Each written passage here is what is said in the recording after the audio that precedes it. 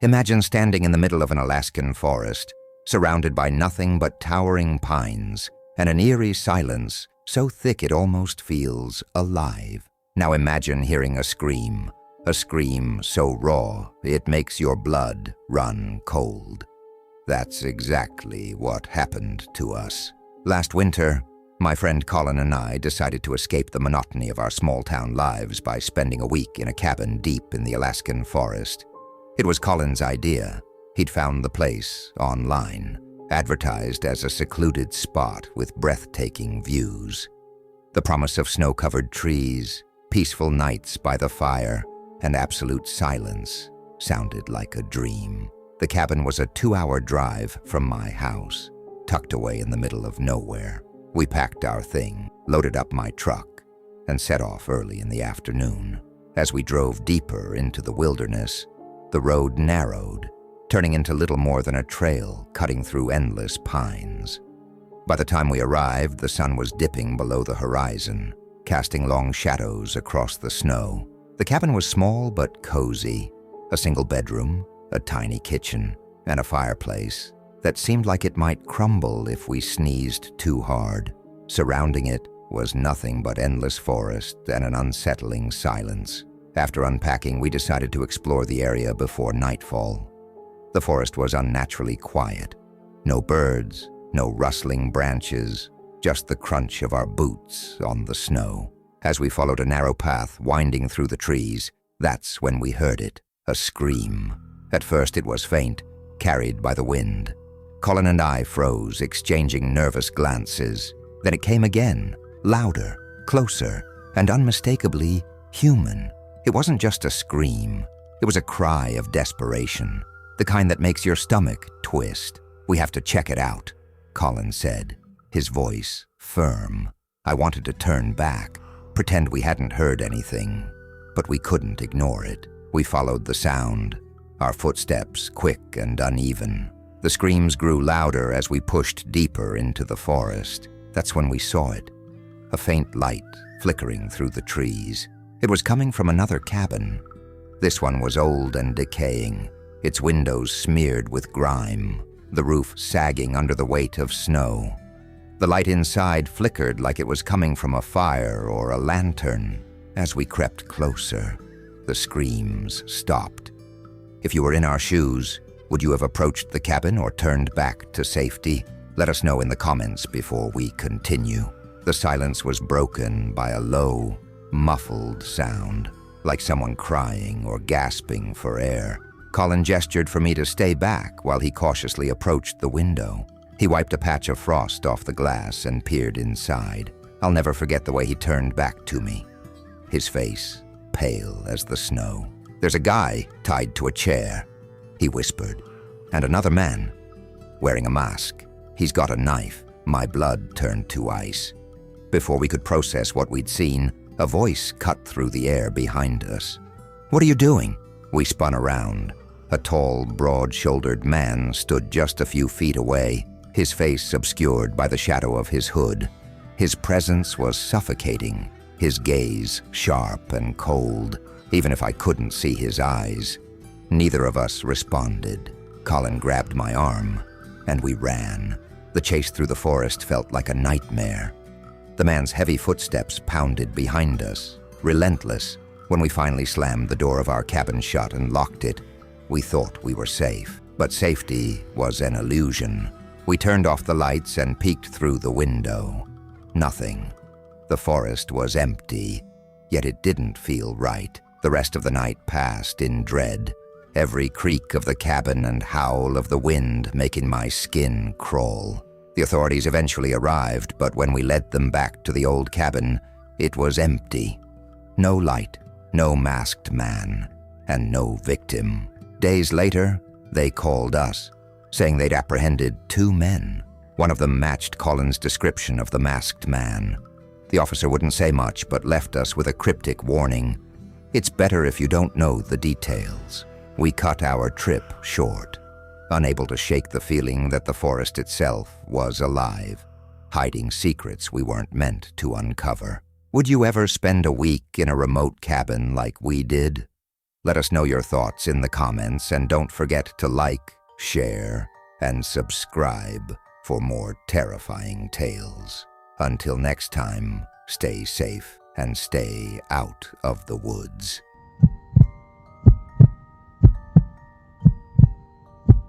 What if I told you that sometimes the scariest things aren't ghosts or shadows, but people? Let me take you back to January 2019, a freezing winter night in California, a night that still gives me chills. It was unusual for it to snow here, and yet everything was blanketed in white. I remember waking up at 3 a.m. in my quiet neighborhood.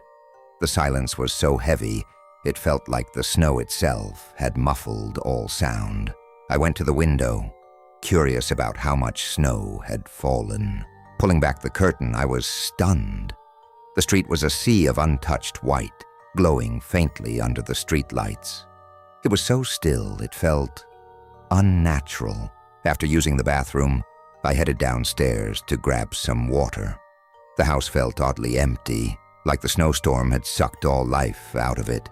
As I stood in the kitchen, the bright light felt like a sharp contrast to the cold darkness outside. That's when I heard it, a soft click coming from the front door. At first I brushed it off. Maybe it was the wind, or a branch knocking against the house. But as I went back upstairs, something nagged at me. I couldn't shake the feeling that something was off. Back in my room, I looked out the window again. My heart skipped a beat. Fresh footprints in the snow. They started at the edge of my driveway and led toward my neighbor's backyard. I stared, trying to process what I was seeing. How had someone made those tracks in the few minutes I was downstairs? I hadn't heard a single sound. I kept telling myself it was just some teenager messing around. But deep down, I knew something wasn't right.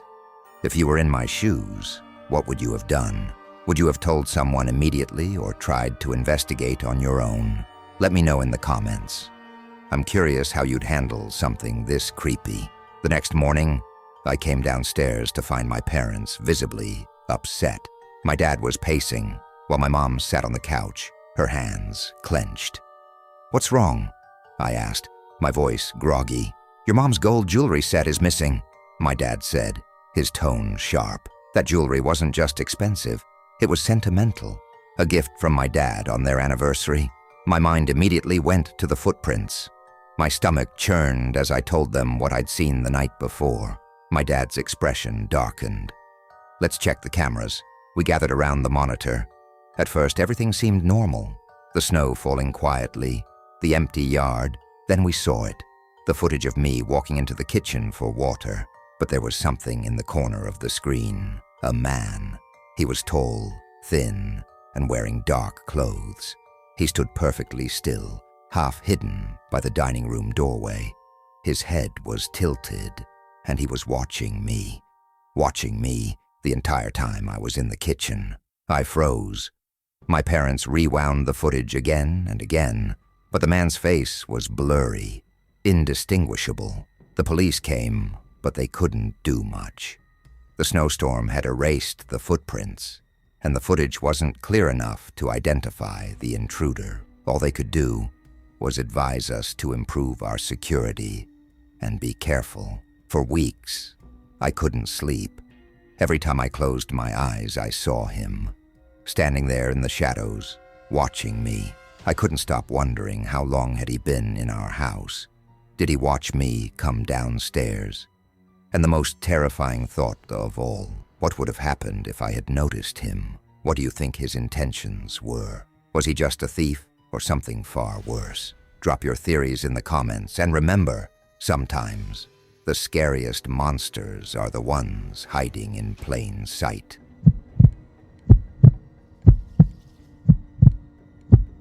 Imagine sitting alone in your home on a cold winter night, surrounded by silence, only to realize you're not as alone as you thought. Tonight, I'll share with you a chilling true story about what happened one quiet December night in Minnesota.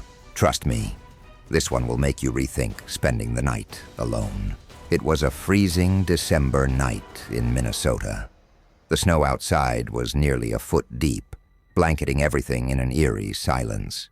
It felt as if the entire world had been muted. My parents were out at a bar, and my brother was staying over at a friend's house. I had the house to myself, which usually didn't bother me. I liked the peace. I was curled up on the couch in the living room, wrapped in a blanket, and watching TV. The soft glow from the screen lit up the room, while the rest of the house was swallowed in darkness. The only sound was the steady tick of the clock on the wall, marking the passing seconds. I had just finished a bag of chips when I heard it, a faint knock. It was so soft I almost didn't register it, but it definitely wasn't the house settling. The sound had come from the basement. At first I brushed it off. Our house was old, and strange noises were part of its charm, especially during the winter when the pipes groaned and creaked. But this noise, this was deliberate, steady. It sounded too real. Curiosity got the better of me. Wrapping the blanket around my shoulders, I made my way to the basement door. The hardwood floor felt icy under my socks, and with each step, I felt the air grow heavier. My hand hesitated on the doorknob for just a moment before I turned it and flipped on the light. The staircase leading down was steep, and the single bulb at the bottom flickered faintly, casting long, jittery shadows. I crept down slowly, each step creaking under my weight. The basement smelled of dust and damp cardboard. Everything looked as it should, boxes neatly stacked, an old desk buried under papers, and a few bins near the far wall. Nothing seemed out of place. I glanced at the small basement windows, searching for signs of movement. Nothing. Just the stillness of the snowy night outside. With a shrug, I convinced myself it must have been my imagination, or maybe snow shifting against the house. I went back upstairs, closed the basement door, and tried to relax on the couch. But just as I started to feel comfortable again, I heard it, a loud crash. It came from the basement, followed by the unmistakable sound of a door slamming open. My heart pounded in my chest as I froze, staring at the basement door. This wasn't something I could explain away. The sound was sharp, real. What would you do if you were home alone and heard a loud crash from your basement? Would you investigate or call for help? Let me know in the comments, because what I did next might surprise you. I stood up slowly, my hands clammy with fear. The house felt colder, quieter. Shadows in the corners seemed darker, like they were alive. Swallowing hard, I made my way back to the basement door. My mind raced with possibilities. Maybe my brother had come home early to prank me.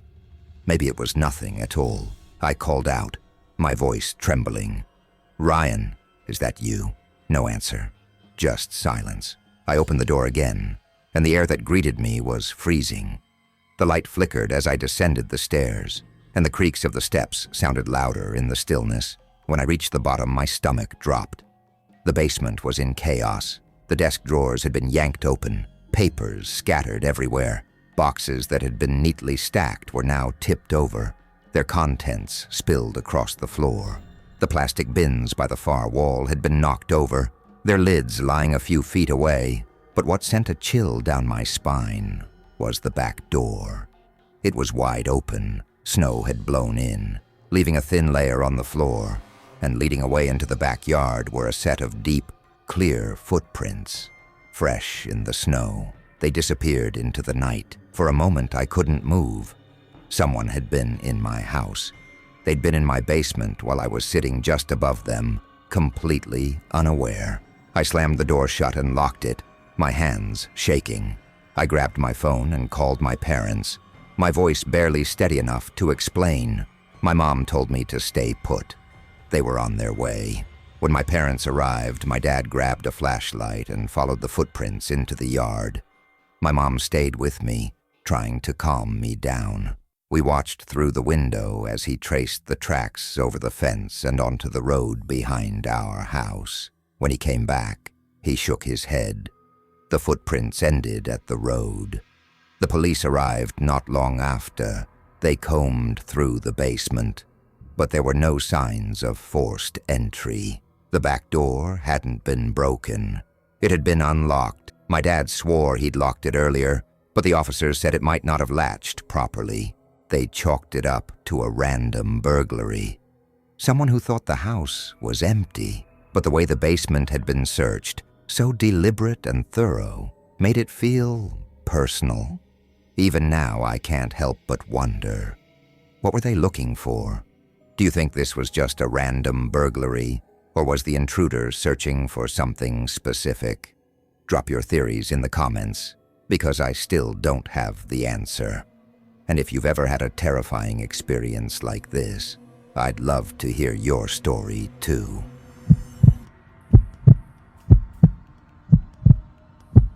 It was the day after Christmas, during winter break, and I had a part-time job at the town's popular pizza shop. It wasn't much, but every paycheck made me feel like I had the world in my hands. And with everyone staying home with family, I figured it would be an easy shift. But I was wrong. Dead wrong.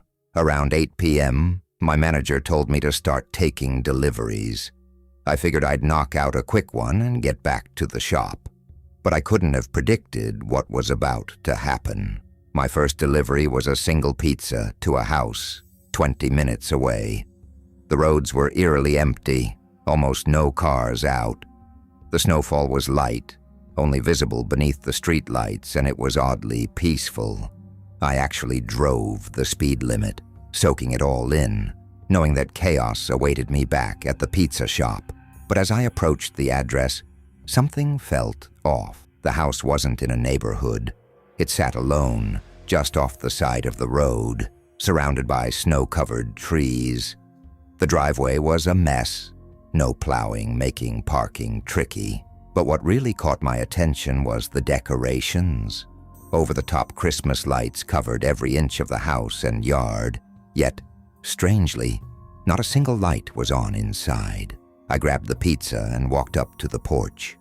That's when I noticed something even stranger, shoe prints in the snow leading up to the house. But here's the thing, the tracks didn't go to the front door. They curved around the side of the porch, disappearing behind the house. I thought, whatever, it's not my problem. And knocked. Nothing. I checked the receipt, double-checked the address, and knocked again. The wind was picking up, and I could feel the chill biting at my fingers. Silence. I knocked again. And again. No answer. The tracks were fresh. Whoever lived here had to be home, right?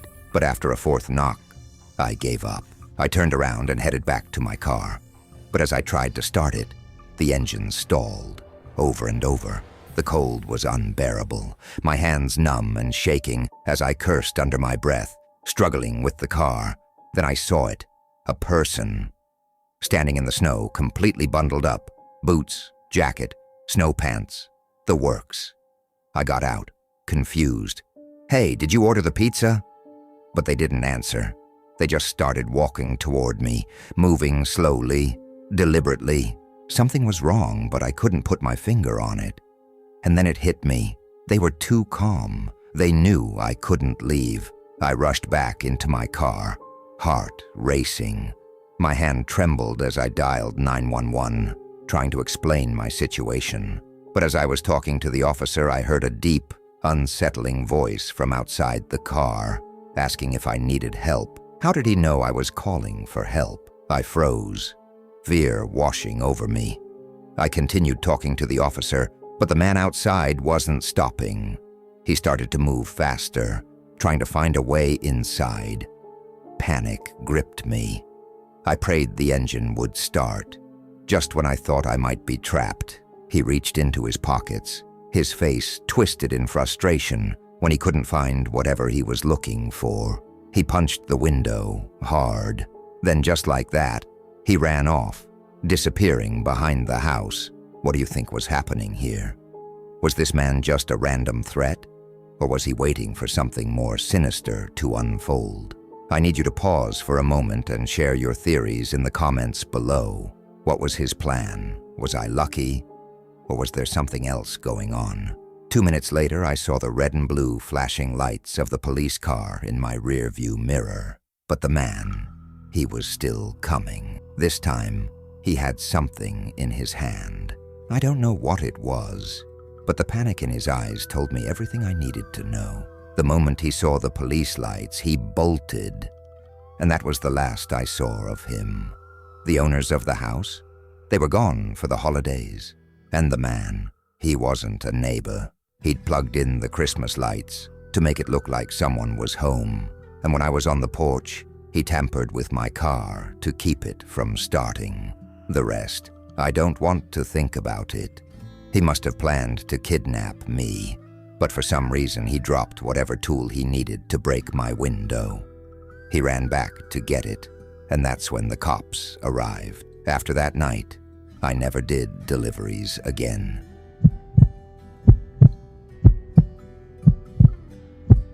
It was mid-January, and the snow had been relentless. Every day, heavy flakes drifted down, coating the ground, and the wind howled like a wild animal. Working from home had its perks, especially when you didn't have to face the brutal weather outside. But there were days when even the grocery store felt like a battle against the storm. That night, the weather was especially harsh. Snow piled up outside as gusts of wind lashed against the windows. I was in Zoom meetings all day, but my internet connection was barely hanging on. By 6 p.m., it finally cut out completely, leaving me no choice but to call it a day. The sun had already set, leaving an eerie darkness outside. I quickly took my dog, Gracie, out for a bathroom break. The wind sliced through me, sharp as needles. My fingers froze and the cold gnawed at my skin. It was painful. That's when I saw him. A figure stood near the road, not moving, just standing there, watching the street. It was strange. In weather like this, nobody was supposed to be out there. But I didn't want to linger and thought maybe it was just a passerby. I rushed back inside, trying to shake the unease creeping up my spine. I dried off Gracie's paws, wrapped myself in blankets, and turned on the TV to listen for any weather updates. I had barely settled in when Gracie's ears perked up, her body stiffened, and she started growling, low and steady, at the front door. I froze. The house was quiet. I walked over to the door, not sure what to expect. When I peered out, I saw his footprints, the same guy. He'd been walking around my front patio, his boots leaving deep prints in the snow, back and forth, round and round. I watched as he walked to the side of the house and disappeared into the dark. It was odd, sure, but not odd enough to call the cops. Maybe he was just lost, caught in the storm. Gracie seemed to calm down, settling back on the couch. So I didn't give it much more thought, but that night, I took her out for one last walk around 10 o'clock. The snow was even heavier, and the wind had a biting cold edge. It felt like the world was shut down. No one would be out there. I headed upstairs to my bedroom, changed into my pajamas, and climbed into bed. I wasn't sure if I'd fallen asleep or was just drifting when I heard it, a soft scratching sound, a low whimper from Gracie. I opened my eyes and there she was, standing at the bedroom door, her eyes locked on the door, her tail tucked under her legs. She didn't move, just stared. I whispered her name softly, trying to coax her over, but she didn't budge. Something wasn't right.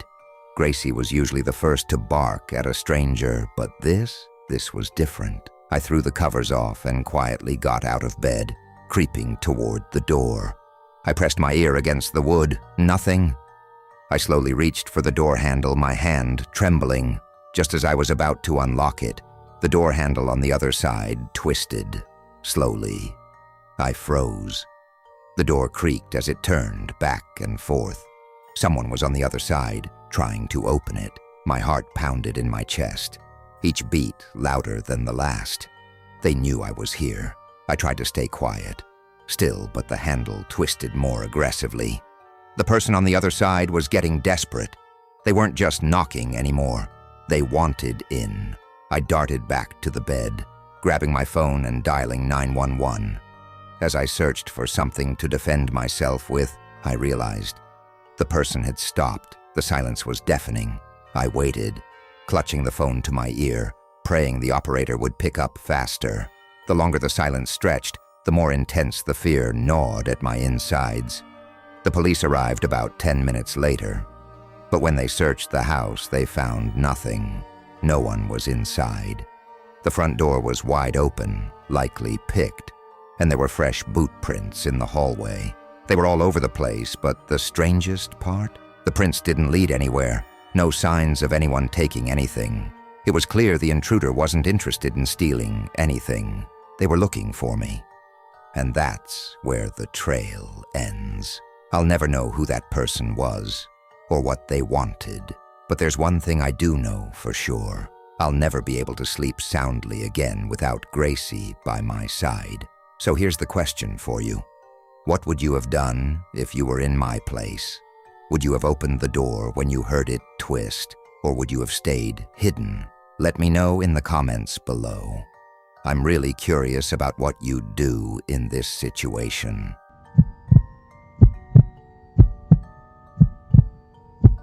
It was a few weeks before Christmas, and I was just finishing up a late shift at my office. I'm 25, live alone in a small apartment in the city, and work at an office a little further out in the suburbs. My shifts are all over the place, sometimes early mornings, sometimes late nights. On this particular night, I was the last one left in the office. It was already 11 p.m. when I locked up and stepped out into the bitter cold. The snow had been falling steadily, covering everything in a thick, quiet layer. There was already about an inch on the ground. I wiped off my windshield, let the car heat up for a minute, and began my long drive home.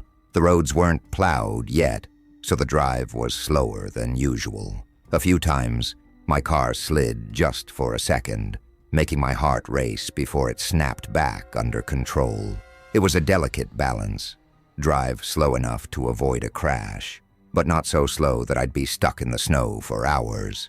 But then only 20 minutes into the drive, my car lost traction again. Only this time, it didn't stop. I felt the car slide helplessly, and before I knew it, I was stuck in a snowbank. The car angled downward in a ditch. I stepped out into the cold, looking at my car half sunk into the snow, frustration bubbling up, no way out. I knew I'd need roadside assistance, but before I could get back inside my car, I saw headlights approaching from down the road. A silver truck slowed down and stopped right beside me. The driver rolled down the window. "You need any help? I can tow you out," he offered. I hesitated but agreed. Yeah, that would be great. I'd really appreciate it. It was hard to turn down free help, especially when it could save me the $200 I'd spend on a tow truck. "Give me 5 minutes," the man said, before quickly driving off. I couldn't help but wonder, though, was I just being naive? Why would a stranger go out of his way to help someone like me? Maybe he wasn't even coming back. Or maybe he was, but for some reason he wasn't here to help. My instincts were screaming that something felt off. What do you think? Was he really trying to help? Or was he up to something more sinister? Leave your thoughts in the comments below. I sat there in the car, growing increasingly uneasy. Should I call roadside assistance just to be safe? Maybe I was making a huge mistake. Suddenly, loud knocking on my window snapped me out of my thoughts. I turned, startled. There, standing outside, was a man, dressed in 2 thick jackets and a scarf that covered most of his face. His skin looked unnaturally pale, as though he'd been out in the freezing cold for hours. I cracked the window a bit, unsure what he wanted. "I'm okay. I've got help on the way. They should be here any minute," I said, trying to get him to leave. But he didn't speak. He just stared at me, his eyes cold and distant. I felt a chill creep up my spine. And then I heard a click. My blood ran cold as I realized he was trying to open the door. Before I could react, he stuck his arm through the crack in the window, and unlatched the lock. Panic surged through me as I grabbed the door. But he was stronger. He swung it open, leaning into the car. I tried to push him away, kicking with all my strength, but it was no use. His grip was like iron. He dragged me across the front seat and out into the snow, his cold fingers tight around my wrist. The snow crunched under my feet as he started pulling me further away from the road, deeper into the woods. I was struggling with everything I had left, but my body was already exhausted from the cold. Just as I felt my strength slipping away, headlights pierced through the darkness. A voice yelled from the road, "Hey!" The man instantly stopped, his grip loosening. Without a word, he ran into the woods, disappearing into the shadows. Dizzy and disoriented, I was pulled back to my feet. I was gasping for breath when I saw the familiar silver truck parked near the road. The man who had offered to help was standing there, his jacket draped over my shoulders to keep me warm. He called the police for me, giving his witness statement. I barely remember the rest of that night.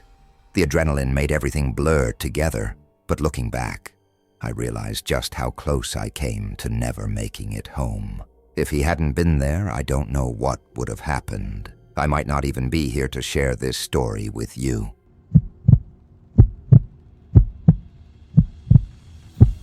My family has a little vacation home tucked away in the snowy hills of Colorado. My parents are avid skiers, and that's why they bought it. It's been in our family since before I was born. Sure, it's showing its age, but it's around 40 years old now, so it's not going to look brand new. My dad spent years keeping it in shape, and even though he talks about knocking it down to build something new, I don't really get involved in those decisions. This story takes place 15 years ago when I was 8, and my brother, Josh, was 11. We were up there during one of those blizzards that Colorado is famous for. The snow was insane. As always, Josh and I couldn't resist heading outside to play in the thick snow. What made our trips to the cabin so fun was the sheer amount of space. The property is surrounded by woods, with a dead-end road that slopes downhill and leads to a couple of equally large properties.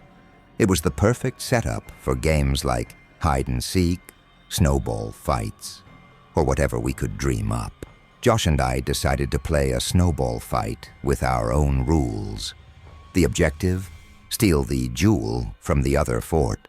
We'd each pick a fort location, usually somewhere in the woods or, in Josh's case, sometimes on the neighboring property, which was always empty. 9 times out of 10, the property was deserted. So we'd set up our forts, create massive snowballs, and then try to sneak into each other's territory to steal the jewel. We had to use the road or sneak through the woods. But this time, something felt different. Josh ran down the road to set up his base, and I waited by mine, listening for the whistle that signaled the start of the game. 5 minutes passed, then 10, and no whistle. I figured maybe I just couldn't hear him from my spot. Eventually, I made the decision to take the road, because at 8 years old, trekking through the woods during a blizzard felt way too scary. The wind howled, and snowflakes whipped into my face as I trudged forward. Despite the layers my mom had bundled me in, I wasn't cold, but I was feeling uneasy. I reached the driveway of the neighboring property and looked around, trying to spot Josh, but the place was eerily quiet. No sign of him. I approached his fort, but still no Josh. Confused, I began to walk toward the house, trying to figure out what was going on. And then out of nowhere, I heard a woman's voice. "Excuse me, are you looking for your brother?" I froze. I turned, and there she was, a woman standing at the front door of the house, watching me. I called back. "We're playing a game." Her response? "Your brother isn't here." I felt my stomach churn. That didn't make any sense.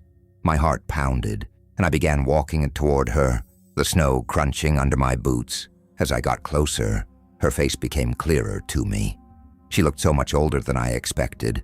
Her smile, unnervingly, something about it made my skin crawl. Just then, I noticed something. In one of the upstairs windows, I saw a figure. For a split second, I thought it was Josh, but there was something wrong. The person's face was half covered by a black beanie, and they were crouched low, almost as if they didn't want to be seen. And then it hit me.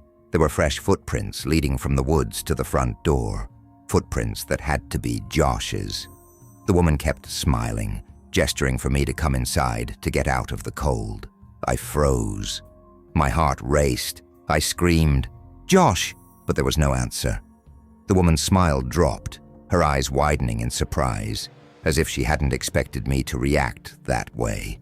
I glanced down, and to my horror, I saw the footprints, Josh's footprints, leading back toward the woods. I heard heavy footsteps coming from inside the house. It sounded like they were upstairs, moving toward the stairs. Something wasn't right. Without thinking, I turned and ran. My breath came in sharp gasps, my feet pounding the snow-covered ground as I rushed back toward our driveway. I could still hear the woman shouting something in the distance, but I didn't dare look back. I made it to the driveway, just as my dad's whistle echoed down the hill. When I finally reached the house, Josh and my dad were already there. Josh was talking about how someone inside the neighbor's house had called to him, telling him to come in out of the cold. I told him the exact same thing had happened to me. The house was wrong. My dad, concerned, grabbed something, a tool, or maybe a weapon, and went down to the neighbor's house. Josh and I stayed inside with Mom, and we waited. My dad returned after a long, uncomfortable silence. He told us that the front door was locked and no one answered. So he went to another neighbor's house to call the owners. What they told him made my blood run cold. The owners of that house weren't even there that weekend. No one was supposed to be in the house. The cops were called, and Josh and I had to speak to an officer about what we'd seen, especially the woman's description. When the back door was finally unlocked, they searched the house. It was completely empty. Nothing was found, but my parents didn't take any chances after that. They took anything valuable back home with them. We never played on that property again. But here's the thing. Was the woman in the house a ghost? A figment of our imagination, or something worse? Now here's my question for you. What do you think happened? Was the woman real? Or is there something more sinister going on here? Let me know what you think in the comments below. And whatever you do, don't make the mistake we almost did. Thank God we didn't go in that house.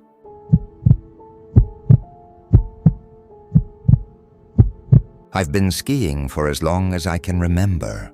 My parents were competitive skiers, and that's how they met. So it was always important to them that my siblings and I learned to ski early. Fast forward to a few winters ago, when I was 21, a senior in college, and this story unfolded.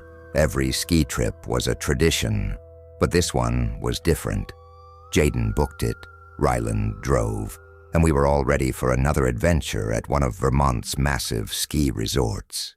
Maybe Killington, but honestly, it was so big. It felt like it could have been anywhere. 2 full days on the slopes, and we had barely scratched the surface. It was supposed to be the grand finale, a challenge to push ourselves, maybe even try some of those steep double black diamond runs, and of course, a few shots of Fireball to help us go faster. By the time we were about to wrap up our trip, we were at the top of the lift, exhausted but buzzing. That's when they approached us. 2 girls, both stunning, 1 brunette, 1 blonde. It felt almost unreal, like something out of a movie. They introduced themselves as Taylor and Devon. We started chatting, and they seemed to be a little bored with the older crowd on the mountain. Fair enough. Young, wild college guys seemed like a good group to latch on to. What felt even stranger was how interested they seemed in our skiing abilities. They even started talking about the gear we were using. Devon, especially, seemed way too knowledgeable about skiing. Then things took a weird turn. Devon pulled out a mysterious bottle of something and taunted us. "Fireball?" she asked mockingly. "That's cute." The next thing we knew, we were taking shots of whatever they handed us. But here's the thing, something felt off. I couldn't put my finger on it, but I felt like we were being played. I told myself to slow down. I had enough experience to know when to stop, and something in my gut was screaming that this wasn't just a fun trip anymore. Amir was flirting with Taylor, Ryland was all over Devon, and the whole vibe turned into something almost too good to be true. But then Devon asked if we had ever skied the Devil's Forest. Now that name hit me like a ton of bricks. I'd never heard of it. And the fact that it was a glade trail, a skiing path hidden among the trees, made it even more tempting. We had no idea what we were getting ourselves into. As we walked uphill to reach this hidden trail, I couldn't shake the uneasy feeling creeping up my spine. The forest around us felt unnaturally quiet, almost as if we had stepped off the map entirely. Jaden even mentioned how weird it was that the trail wasn't accessible from the lifts. But we just shrugged it off. But then, we reached the top. The girls were already at the edge of the slope, grinning like they had something planned. We followed them down. As we descended, I glanced at Jaden. He was still skeptical, but I could tell we were all getting caught up in the excitement. And then, we hit the bottom. This is where everything shifted. We looked around, no lift, nothing but trees, no sign of civilization. I immediately asked the girls, "Where's the lift?" They just smiled and said it was close by. And then Rayland and Amir collapsed, just like that, dropped to the snow as if their bodies were no longer under their control. I rushed over, panic setting in, but there was nothing I could do. They were breathing but barely conscious. That's when I saw Jaden step toward the girls, demanding answers. Before I could stop him, he too collapsed. And that's when I knew, whatever this was, it wasn't a joke anymore. And that's when I really started to panic. My head was spinning, my vision was blurring, but somehow I stayed on my feet. The girls, their smiles faded, their eyes turned cold. What were they planning to do to us? And more importantly, who were they? I had to do something, but I couldn't move. My body felt like it was trapped in concrete. Eventually, I regained some control and stumbled to follow the tracks the girls had left in the snow. I had to catch them. But what I found next? You won't believe it. I followed the tracks to a clearing and then a van. 4 huge guys stepped out, and the girls waved them over. One of the guys looked straight at me. I froze, heart pounding in my chest. What were they really after? At that moment, I realized I was in way over my head. I turned and made my way back to my friends, desperately hoping those guys wouldn't follow me. When I finally reached Jaden, Ryland, and Amir, they were still unconscious. I tried to wake them, but it took an hour for them to come around. And even when they did, the questions kept coming. What did the girls want with us? Why did they drug us? What was in that bottle? I still don't know. The cops didn't find anything on the girls, and the trail was cold. To this day, we have no idea who those people were or why they picked us. But here's the real question I have for you. What do you think those girls were really after? A robbery? Something darker? Drop your theories in the comments below and stay tuned, because next time, we might find out more than we bargained for.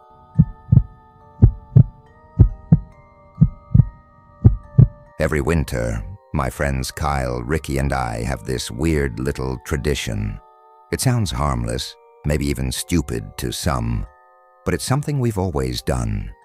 We'd drive out to a frozen lake a few towns over. No big event. Just 3 guys, a lake, and a whole lot of snow. It's hard to explain, but there's something about being out on the ice, surrounded by the quiet and stillness, that feels off, like you're in a place where reality doesn't quite exist. Ever been out in nature when it's so quiet? It feels like the world's holding its breath. I'm sure you know exactly what I mean. But this winter, this time, everything changed. It was late at night, snow falling heavily, coating everything in a thick blanket of white. The cold had been brutal for weeks, but the lake was solid. No way we were falling through the ice. We parked the truck, bundled up, and stepped out into the freezing air. It was right around midnight, but the world wasn't completely dark. The snow, reflecting the moonlight, kept the darkness at bay. It gave everything this eerie glow, like something was just beyond the edge of your vision. We were walking toward the lake, laughing about something dumb, when Kyle picked up a small rock and tossed it onto the ice. No crack, solid as stone. We made our way out, not too far, but far enough to feel like we were in the middle of nowhere. We were maybe 100 feet from the shore when we stopped dead in our tracks. Across the lake, by the tree line, something moved. At first it was hard to make out. Big, dark, hunched over, moving slowly. A bear. Number it couldn't be. But then it got closer, and I felt a sinking feeling in my stomach. Ricky whispered, "Is that a bear?" His voice was tight, barely above a whisper. I didn't answer. My heart was pounding, my breath catching in the cold air. But as the figure came closer, something wasn't right. It was walking too upright, too human. And then I noticed something dragging behind it. What would you have done in that moment? Would you have turned around? Or would you have stayed frozen, unable to look away? What would you have thought if you saw something like this?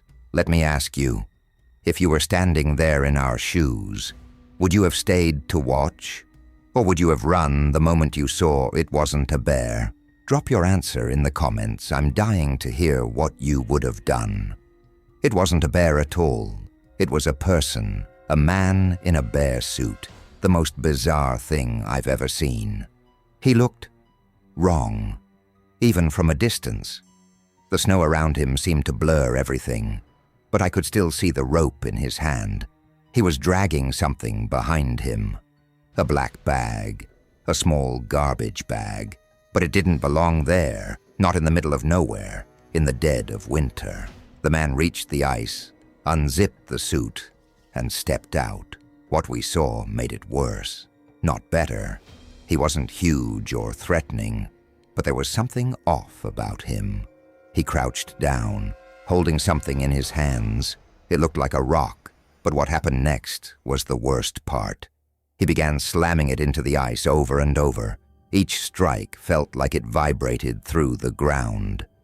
And that's when I realized he wasn't just hitting the ice. He was trying to break through it. Ricky tapped my shoulder, and without a word, we began backing away. Slowly at first, then faster. Every step felt like it echoed in the silent night, even though I knew it couldn't have. My mind screamed at me to run, but my legs felt paralyzed. Then it happened. A voice, a shout. "Hey!" None of us turned around. I didn't even want to breathe, but then we ran, hard, the snow underfoot, our breaths sharp in the cold. I was winded after barely a minute of running, my heart hammering in my chest. Was he following? I didn't dare look back. When we reached the edge of the lake, I thought we were safe. I couldn't have been more wrong. We made it back to the car, barely saying a word. Kyle was already driving before we even had a chance to catch our breath. We tried to talk it through on the ride back, but none of us could agree on what we'd seen. Kyle said it was probably some weird person dumping trash, but I thought that sounded insane. Who dresses up in a bear suit in the middle of winter just to illegally dump trash? Ricky said it had to be a body, but I didn't think so. The bag was way too small. We never figured it out. But here's where it gets weird. 4 months later, I'm sitting at home with my mom watching TV when an old missing persons report flashes across the screen. A child from our area disappeared around the same time we saw that figure on the lake. I'm not saying it's connected. I'm not jumping to conclusions. But could it be? Are we looking at some sort of twisted coincidence? Or is there more to this story than we can even imagine? By the time you're hearing this, we've probably reported it to the police, but maybe we'll never know what we really saw out there.